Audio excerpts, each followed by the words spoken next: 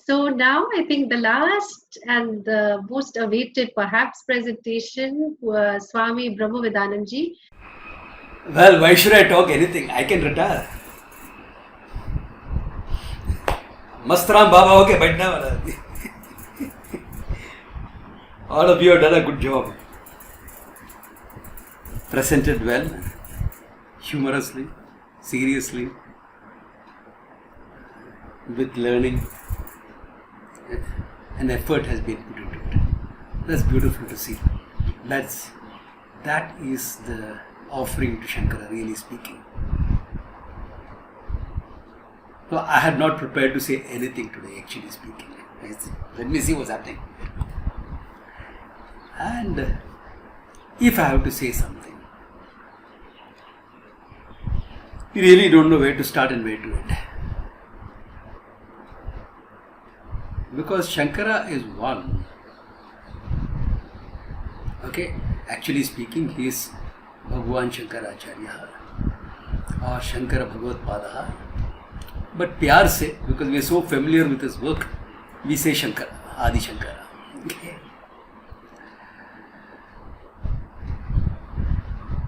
He is. See, we see him generally, first and foremost, as an Acharya, a teacher. Phenomenal as a teacher. Whether he is revealing the truth in half a verse, Ardha Shlokena Pravakshyami Yaduktam Grantha Kutipihi. In half a verse, I am going to say what is said in crores of granthas. And what is that? Half sloka is over now. Only half sloka is left. Brahma Satyam Jagan Mithya Jivo Brahmeva. Brahman is a reality. The whole world of experience is nothing but Mithya. Jiva is Brahman itself. Matter is complete. He still has place for one more word. Half a verse was not necessary for him. But since that slot is there, he says, Na aparaha. Nothing else. Therefore, a person who could reveal the truth in that briefly has also revealed the same truth, expanded the same truth into 1,000 verses. Sarva Vedanta Siddhanta Sangraha. 1,000 verses. Can you imagine that range? Half a verse here, not even half a verse. And 1,000 verses there. And predominantly as a teacher.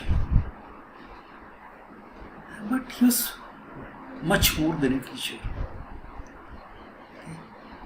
One can see him as a great unifier. He used our cultural Vedic heritage. Our cultural heritage, our Vedic heritage, both non-separate. To unify the whole country from Kashmir to Kanyakumari and Gujarat to Assam.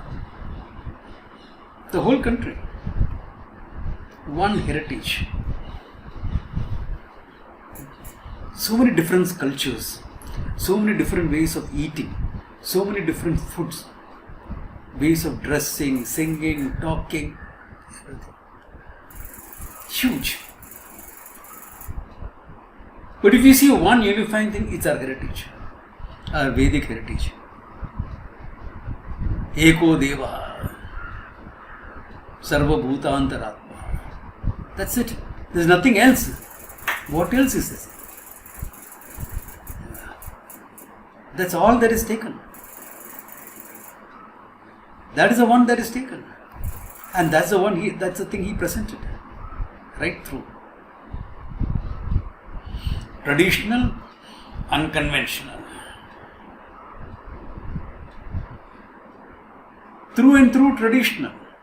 In his teaching, it's totally traditional. His lifestyle, the way it's presented by the matas, etc., very conventional, orthodox. But he was not. He was unconventional actually. Which sannyasi does the last rites of his parents? Nobody is supposed to. None of us are supposed to. But Shankara did. Shankara did. The society boycotted him for that. Everyone walked away from the funeral thinking, how can Shankara, a sannyasi, do it? That is the idiotic thinking of the Nambudiri Brahmins in Kerala.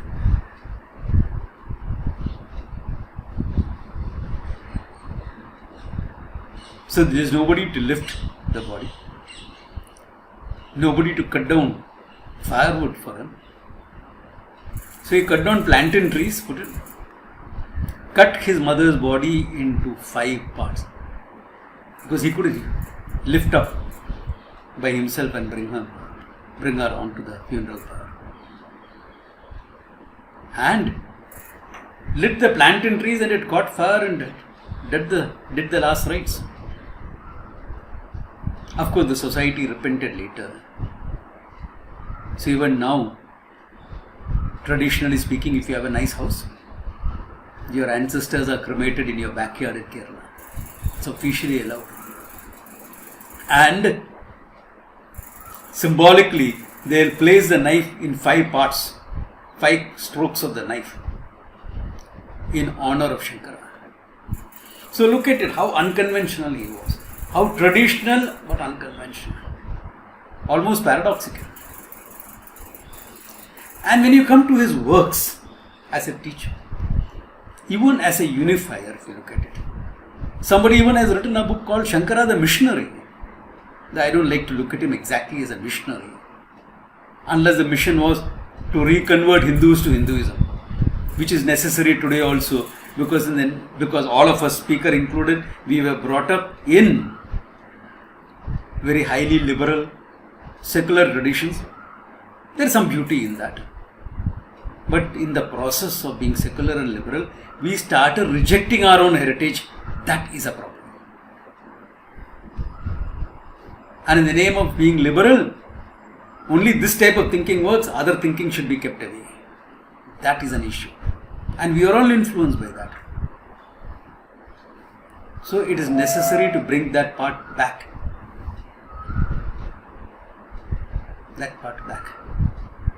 Which Shankara did right there at that time, by the Shanmata establishing or redefining, re-establishing the Shanmata form of worship. And if I were to say anything about what he wrote, the teaching that he put in writing, teaching was always there as an oral tradition. Remember, Shankara did not create the tradition. Shankara was blessed by the tradition in the form of Govinda Bhagavad Pada and Gaudapada. And he took the tradition forward. His place is so important, it almost looks that he is a Sampradaya Krit rather than a Sampradaya Vit. I am sure you understand the meaning. I don't have to explain that. And wherever he has written something independent, not completely independent, because he was always writing a Bhashya on the Upanishad or the Brahma Sutras or the Gita. But wherever there was some independence in it, in the terms of the Sambandha Bhashya, the introduction to it, you will find he highlighted 2 things. Or independent work like Upadesha Sahasri or Dakshinamurti Sutra. 2 things were always highlighted by Bhagwan Shankara. One is Mokshaya na Jnana Karma Samuchaya. Highlighted. Because karma is based on avidya and jnanam is based on vidya. Moksha is based on vidya, karma on ajnana. Therefore, there is no possible of jnana karma samuchaya for moksha. Be clear, I am saying for moksha, not saying for your life, okay? After life, of course, it's important, because after this I am going to go and have a cup of tea. Karma. Important. But moksha, no jnana karma samuchaya. One thing you always highlight, and one thing that has to be kept in mind. Chittasya shuddhaye karmaha. Karma is for chitta shuddhi. Natu vastu upalabdhaye. Not for knowing, gaining the vastu. Prapta se prapti, gaining the vastu. Vastu siddhi vicharena. Shastra vicharena eva vastu siddhi. Natu karma kotibihi. Laukikam shastriyam va. This was a stand all the time. All the time this was a stand. And that's the right thing. That is the tradition of teaching. Another, what he highlighted all the way through. Even in a Prakarana Grantha like Upadesha Sahasri, the prose section, the question of Adhyasa.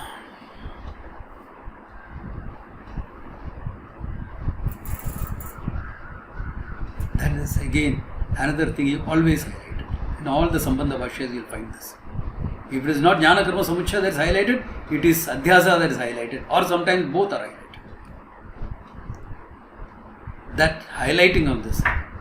Why? Because the whole thing is established by Adhyasa only. That I am a finite entity is Adhyasa. Adhyasa we always think rope snake. That is a Drishtanta. Drashtanta is what that this body, this that I have taken as myself. What you see, we say in English, what you see is what you get. What you see is what you get, true, but what you get is Adhyastam. That is Adhyastam.